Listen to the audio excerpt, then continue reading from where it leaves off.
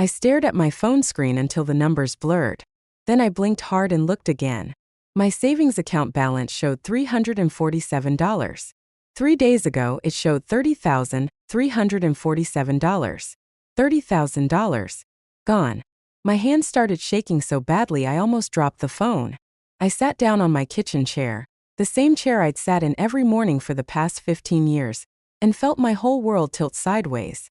That money represented 12 years of careful saving, 12 years of skipping vacations, buying store-brand groceries, driving my old Honda until it wheezed, 12 years of teaching 5th grade and tutoring on weekends.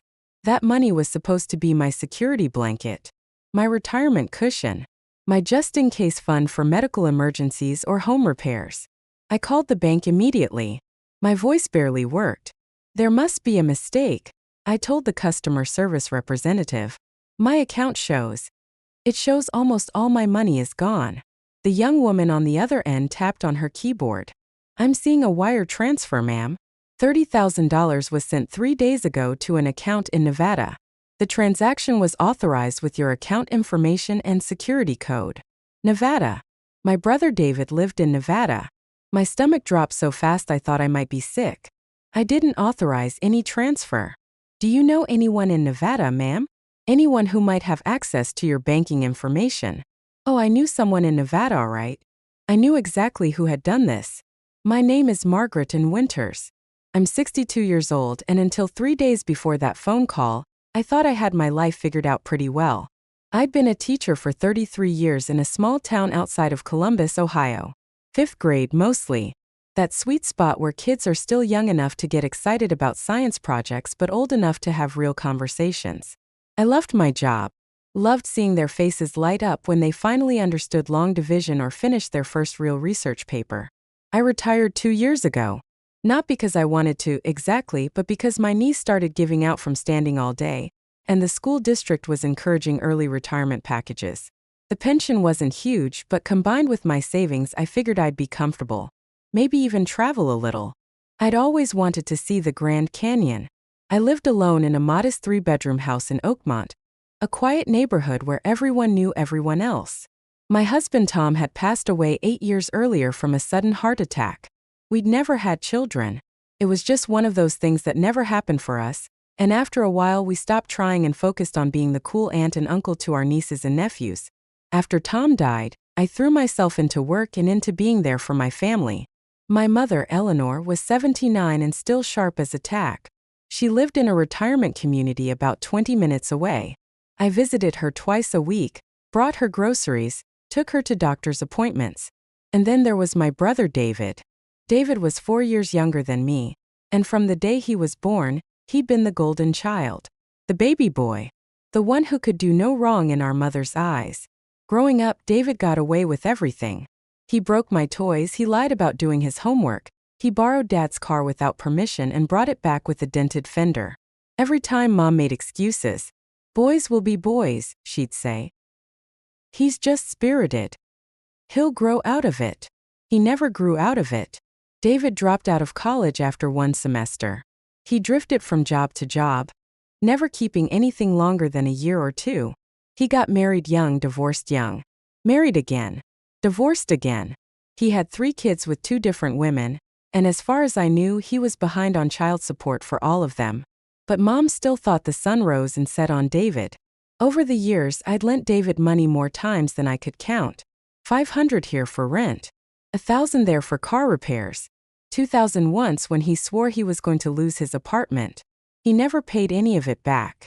When I finally stopped lending, he got angry. Said I was selfish. Said family was supposed to help family. I'd given him access to my online banking 3 years ago. It was supposed to be temporary. Mom had hip surgery, and David was going to stay at my house to help care for her while I was at work.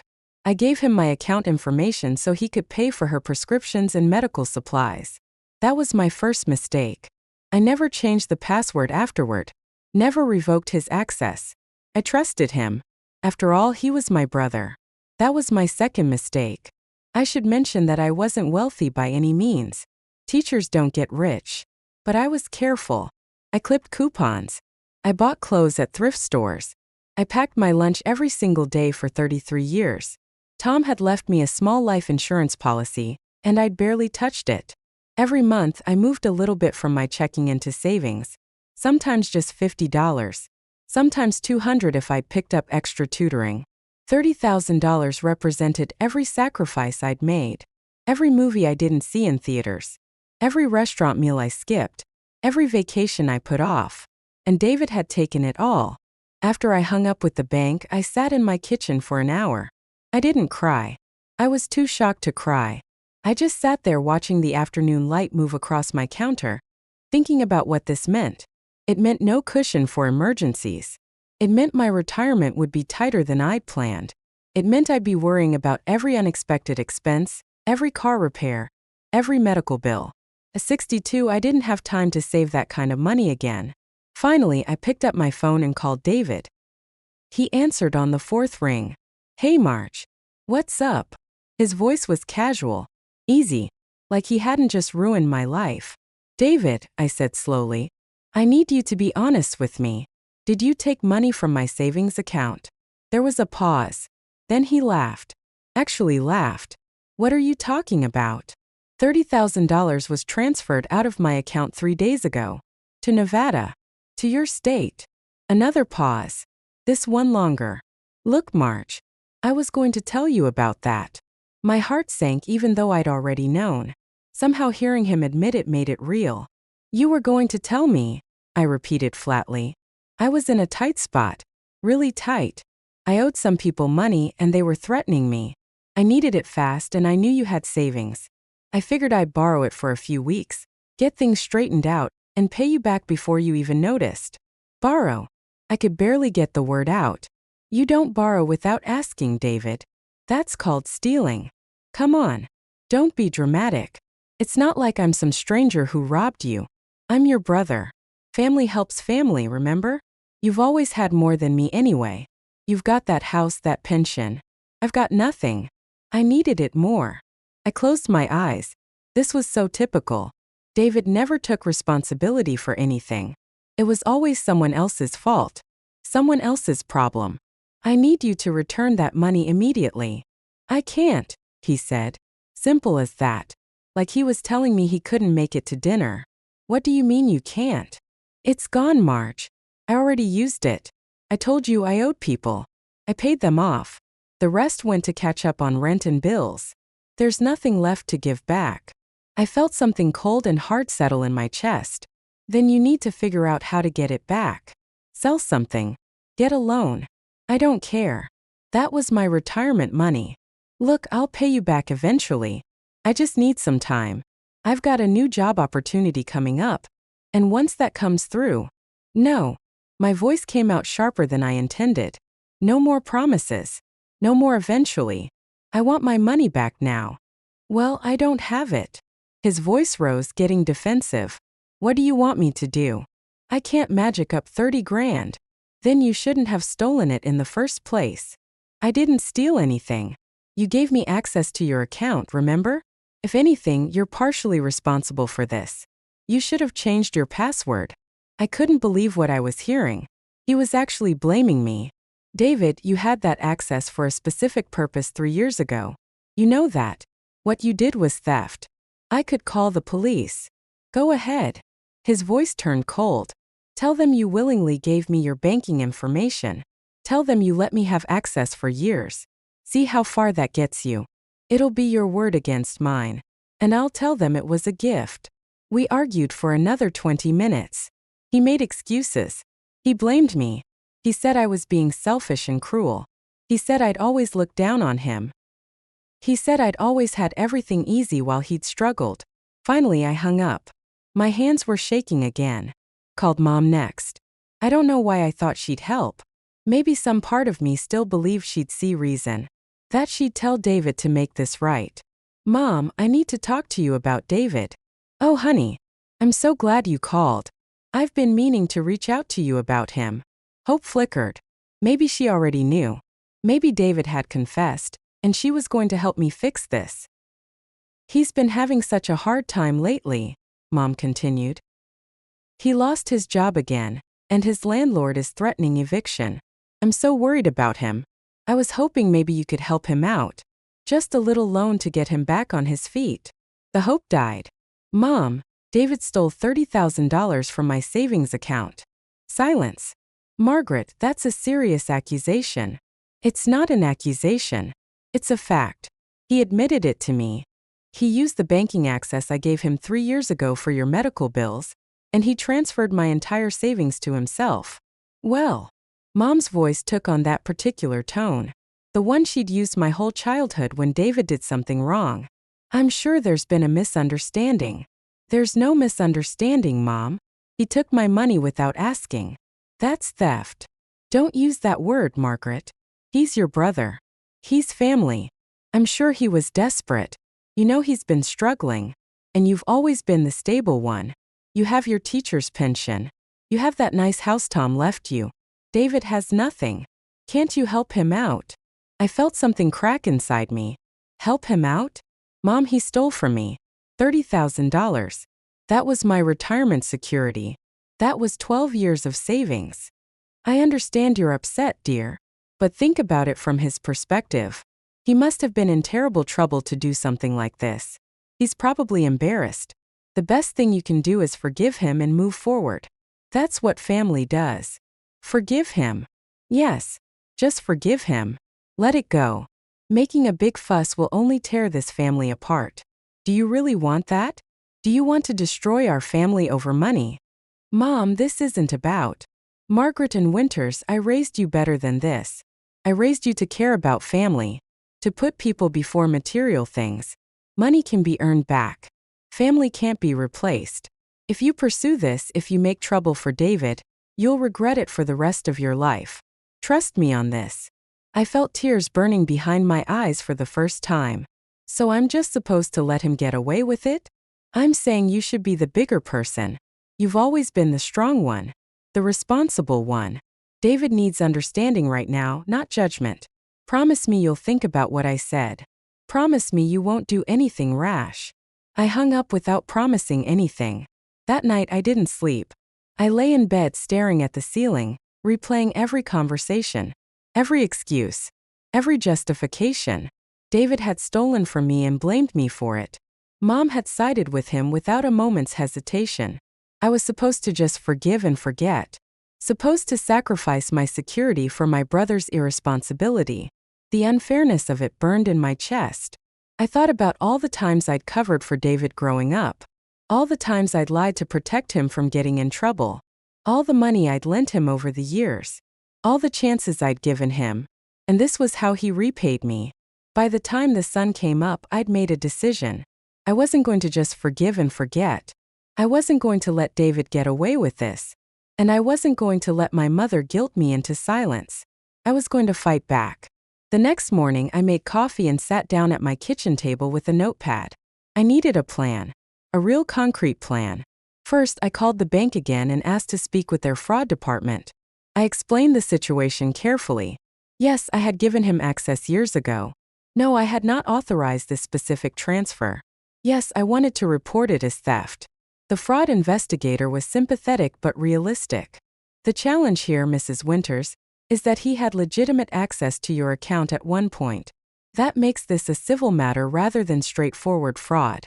You'll probably need to pursue this through the courts. So the bank can't help me get my money back? We can start an investigation, and we'll cooperate with any legal proceedings. But our hands are somewhat tied because technically, he did have your password and security information. We can flag his account and report the suspicious activity, but recovery will likely require a lawsuit. I thanked her and hung up. Then I called a lawyer. Robert Chun was a friend from my teaching days. His daughter had been in my class 15 years ago, and we'd stayed in touch. He practiced family law, but he agreed to see me as a favor. In his office, I laid out everything. The history, the access I'd given David, the theft, the conversations with both David and my mother. Robert listened carefully, taking notes. When I finished, he leaned back in his chair. Legally, you have a case. What David did is called theft by conversion.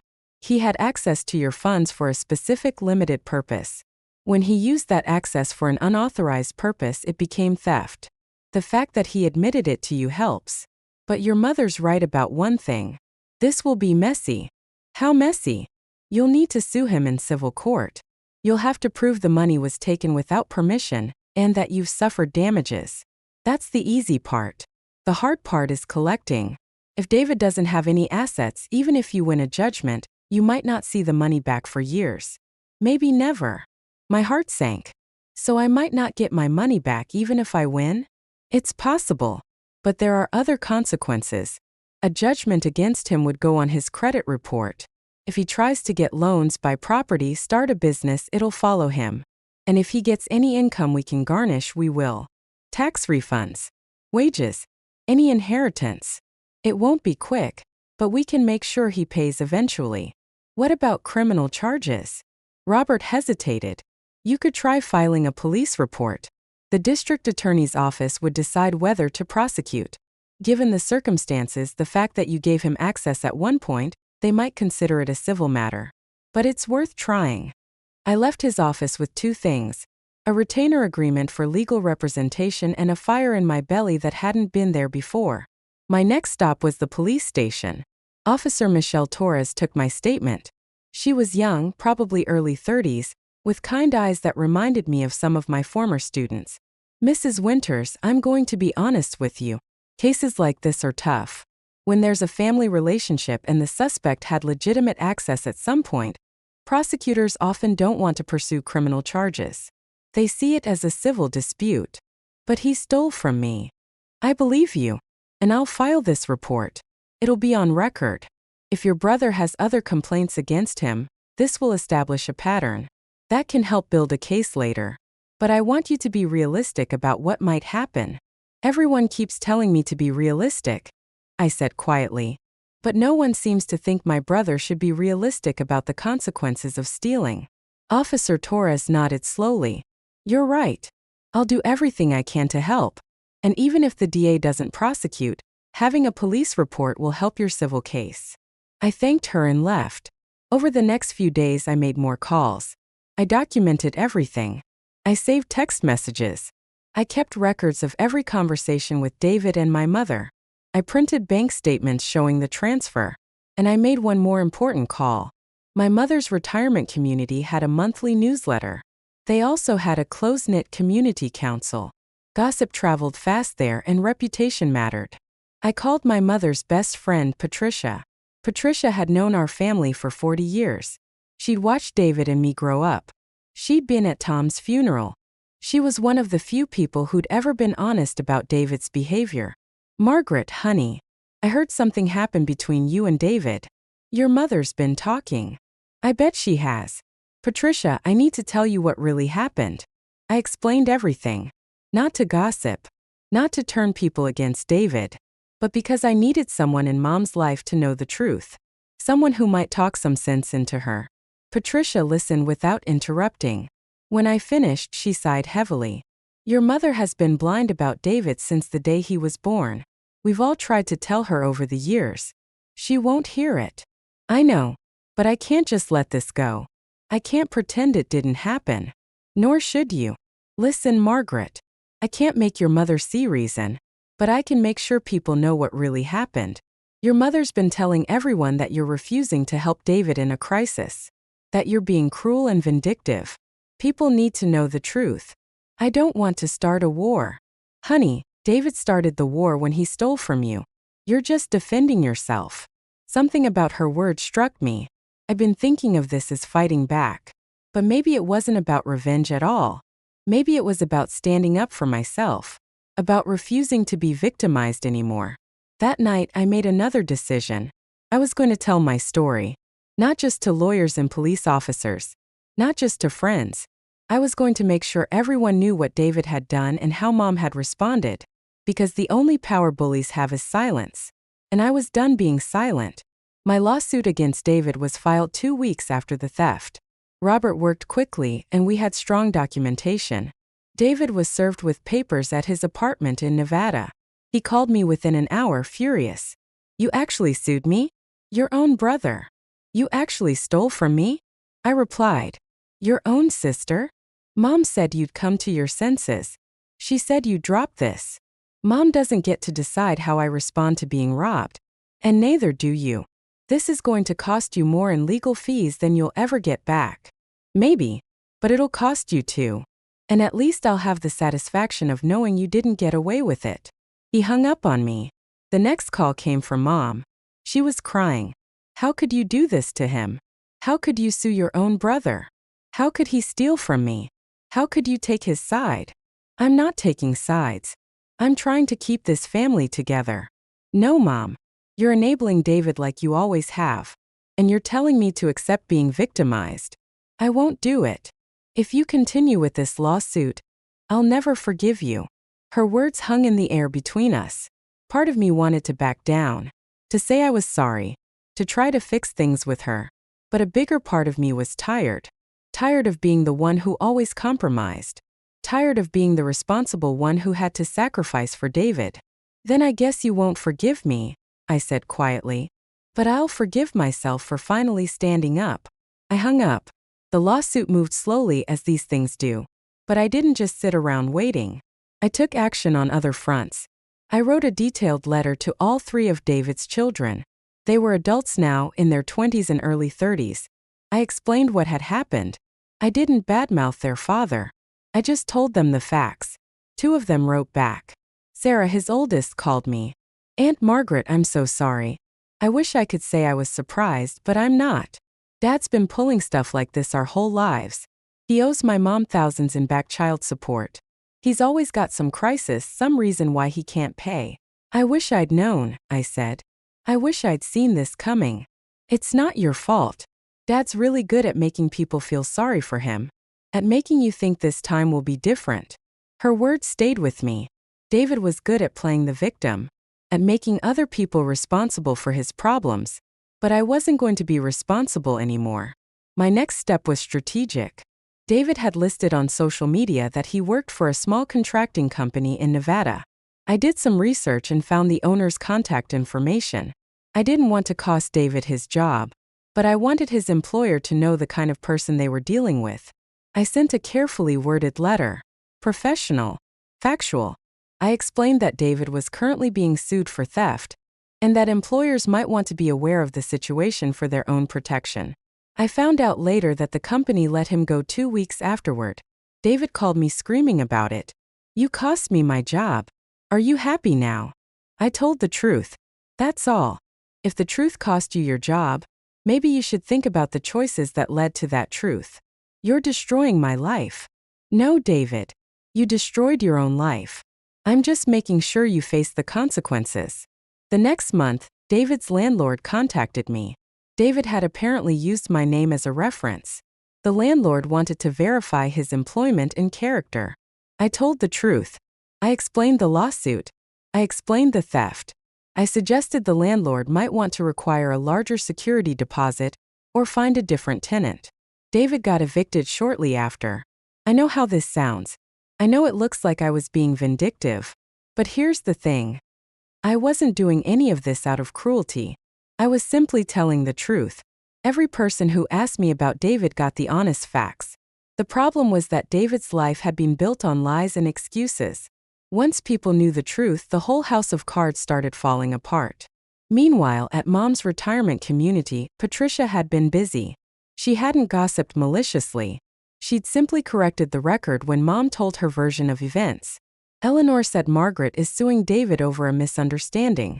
Actually, David admitted to Eleanor that he took $30,000 from Margaret's savings without permission. Eleanor said Margaret is being cruel and won't help David when he's struggling.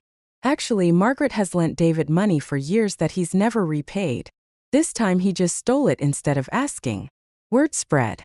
The retirement community was small and tight-knit. Within a few weeks, the social dynamics had shifted. People who'd always been friendly to Mom started keeping their distance. Committee positions she'd held for years suddenly had other candidates. Her bridge club found reasons to meet without her. Mom called me again, angrier this time. You've turned everyone against me. People are treating me like a pariah.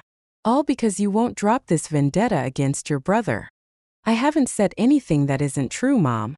If people are judging you, maybe they're judging you for defending someone who stole from his sister.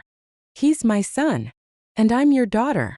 Why does he get unconditional support, while I'm supposed to accept being robbed? She hung up on me. The lawsuit progressed. David didn't show up for his deposition. That meant automatic judgment in my favor. The judge awarded me the full $30,000 plus court costs and interest.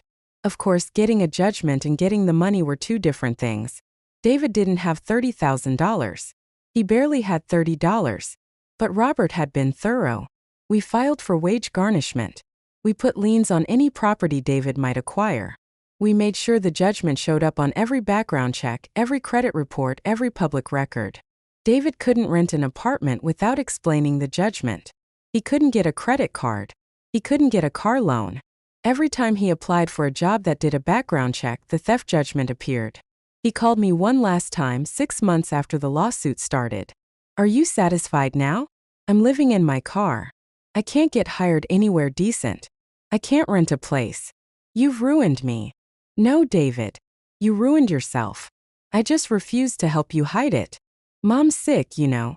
She's developed anxiety and high blood pressure. The doctor says it's from stress. Stress you caused. That hit harder than I expected. I did feel guilty about Mom, but I also knew I couldn't take responsibility for her choices. Mom chose to defend you instead of acknowledging what you did. That's on her, not me. I hope you're happy. I hope destroying your family was worth $30,000. I didn't destroy this family, David. This family was broken long before I fought back. I just stopped pretending it wasn't. He hung up. We haven't spoken since. A year after David stole my money, my life had settled into a new normal. I never got all $30,000 back. David made small payments when the court garnished his wages, usually $20 or $30 a month. At that rate, it would take decades to repay me. But that was okay, because this was never really about the money. It was about refusing to be a victim. It was about standing up for myself. It was about breaking a pattern that had defined my family for decades. Mom and I didn't speak for 8 months. Then one day she called. Margaret, it's your mother. I know, Mom. I saw the caller ID. I wanted to let you know that David is in rehab. He's finally admitted he has a problem with gambling. I closed my eyes. Of course, that's where my $30,000 had really gone. Not to mysterious people he owed. Not to rent and bills. To casinos and online betting sites. I'm glad he's getting help. The therapist he's seeing said something that made me think. She said enabling behavior is a form of harm. That by protecting David from consequences, I was actually preventing him from growing. I didn't say anything. I didn't want to make this harder than it already was for her. I owe you an apology, Margaret.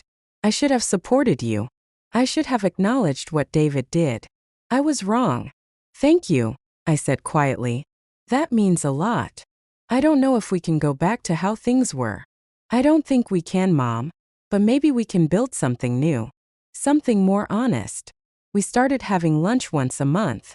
The conversations were stiff at first. Careful. We avoided talking about David. But slowly we found our way back to each other. Not to the relationship we'd had before, but to something different. Something more equal. Patricia told me later that Mom had started attending a support group at the retirement community for parents of adult children with addiction and mental health issues. She was learning about boundaries and enabling. She was learning that love doesn't mean accepting bad behavior. As for David, I heard updates occasionally. He finished his rehab program. He got a job doing basic construction work. He moved into a small apartment with a roommate. He was attending Gamblers Anonymous meetings. I didn't reach out to him. I wasn't interested in reconciliation. Maybe that makes me petty. Maybe it makes me unforgiving. But I'd spent 60 years making allowances for David. I was done. The money from his wage garnishments trickled in. $30 here. $50 there. I put every payment into a new savings account. A fresh start. I also made other changes. I got more involved in my community. I volunteered at the library. I joined a book club. I started taking watercolor painting classes. I made new friends. People who didn't know the old Margaret. The one who always accommodated. The one who always made excuses for her family. These friends knew me as someone who stood up for herself. Someone who had boundaries. Felt good. One afternoon, about 18 months after all of this started, I was having coffee with Patricia. "You know," she said, "a lot of people at the retirement community have been talking about you." "Oh no. What are they saying?" "They're saying you're brave. Several women have told me that watching you stand up to your family inspired them to set boundaries with their own kids and siblings." "You started something, Margaret." "I hadn't thought about it that way. I just been trying to survive, trying to protect myself. But maybe that's what courage is. Not some grand gesture, but just refusing to accept being mistreated." "Your mother's proud of you too," Patricia added. "She won't say it to your face yet, but she tells me all the time how strong you are. How she wishes she'd been more like you." That surprised me, but it also made me sad. Because Mom was strong. She just spent all that strength in the wrong direction. The final piece of closure came 2 years after the theft. David sent me a letter. Not an email. Not a text. An actual handwritten letter. In it, he apologized. Really apologized. Not the non-apology excuses he'd made before. He took responsibility. He explained about the gambling. He didn't make excuses. He acknowledged the harm he'd caused. He also said he didn't expect forgiveness. He said he understood why I'd cut him off. He said he was working on being a better person, not because he thought it would fix our relationship, but because it was the right thing to do. I read that letter 3 times. Then I put it in a drawer. I didn't write back. Maybe someday I would. Maybe someday enough healing would happen that we could have some kind of relationship again. But I wasn't there yet. And I was okay with that. Because here's what I'd learned. Forgiveness isn't something you owe anyone. It's not a box you have to check to be a good person. Real forgiveness comes in its own time if it comes at all. And in the meantime, protecting yourself isn't cruel. Standing up for yourself isn't selfish. Expecting people to face consequences for their actions isn't vindictive. It's just healthy. I'm 64 now. 2 years have passed since I discovered that empty bank account. 2 years since my world turned upside down. People ask me sometimes if I regret how I handled things. If I wish I'd just forgiven David like Mom wanted. The answer is no. I don't regret a single thing. Because what I did wasn't about revenge. It was about respect. Self-respect. For too many years I've been taught that being a good woman, a good sister, a good daughter meant putting everyone else first. Meant absorbing pain and injustice with a smile. Meant sacrificing my own well-being for family peace. But peace built on one person's silent suffering isn't real peace. It's just fear dressed up as harmony. When David stole from me, he didn't just take money. He took my security, my future, my peace of mind. And when Mom told me to forgive him, she was asking me to take responsibility for his actions. To suffer in silence so he wouldn't have to face consequences. I couldn't do it anymore. Standing up for myself didn't destroy my family. The family was already broken. David's irresponsibility. Mom's enabling. My years of silent accommodation. Those things had created a toxic system where one person's bad behavior was everyone else's problem. By refusing to participate in that system anymore, I broke the cycle. I won't lie and say it was easy. There were nights I cried. Days I doubted myself. Moments I wanted to give up and just apologize to make everything go back to normal. But I'm glad I didn't. Because on the other side of that pain, I found something better.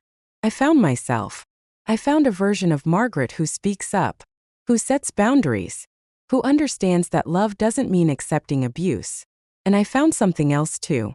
I found other women with similar stories. Women who'd been silenced, who'd been told to forgive and forget, who'd sacrificed their own well-being for family peace. When they heard my story, something changed in their eyes. A spark of recognition, a possibility. If I could stand up, maybe they could too. That's worth more than $30,000. That's worth more than a comfortable, conflict-free relationship with my mother and brother. Because the greatest gift we can give each other is an unconditional acceptance of bad behavior. It's permission to stand up for ourselves, to say no, to demand respect. So here's my message to anyone listening who's been told to just forgive someone who hurt them. You don't have to. You don't have to set yourself on fire to keep someone else warm. You don't have to sacrifice your well-being for someone else's comfort. You don't have to accept being mistreated in the name of family or faith or keeping the peace. Standing up for yourself isn't cruel. It's necessary. And if people tell you you're being vindictive or petty or unforgiving, remember this. They're probably the ones who benefit from your silence. Real love doesn't ask you to destroy yourself. Real family doesn't demand you accept abuse. Real forgiveness can't be forced or rushed. Take care of yourself first. Set your boundaries. Protect your peace. And let the consequences fall where they may. Because at the end of the day, you're the one who has to live with your choices. Make sure they're choices you can be proud of. I am proud of mine. Every single one. If you enjoyed this story, don't forget to subscribe for more tales of justice and redemption.